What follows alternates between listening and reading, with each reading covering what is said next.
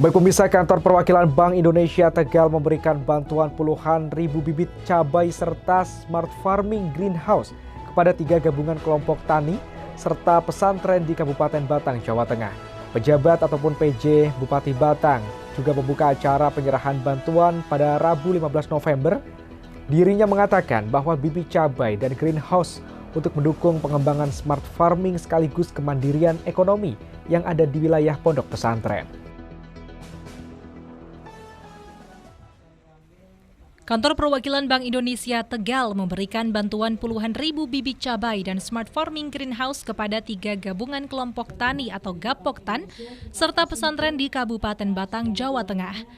Penjabat Bupati Batang saat membuka acara penyerahan bantuan pada Rabu 15 November 2023 mengatakan bibit cabai dan greenhouse untuk mendukung pengembangan smart farming sekaligus kemandirian ekonomi di pondok pesantren.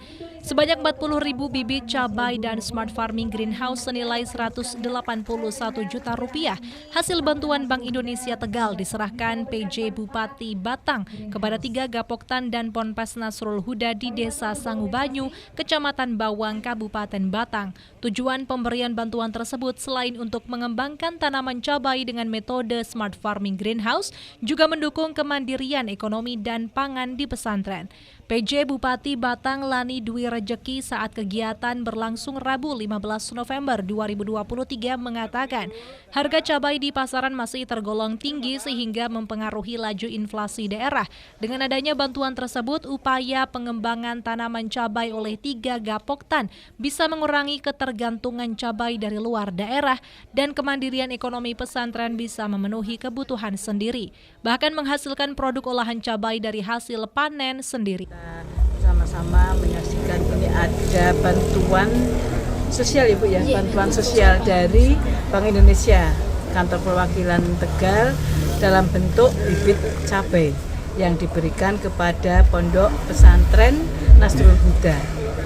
Yang mana pondok pesantren Nasrul Huda ini sudah mempunyai greenhouse, sehingga greenhouse ini dimanfaatkan sekaligus untuk penanaman cabai bantuan dari Bank Indonesia.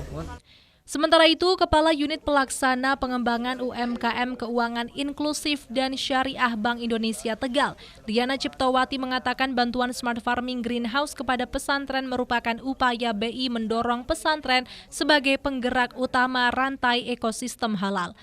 Tujuannya sendiri sebenarnya untuk kemandirian ekonomi pesantren. Jadi diharapkan nanti ketika mudah memiliki panen cabai ini bisa mencukupi kebutuhan pondok. Nah, ini selain itu nanti juga bisa memberikan dampak ke masyarakat lingkungan sekitar. Kalaupun misal ternyata berlebih, harapan kami nanti bisa dihubungkan dengan perusahaan.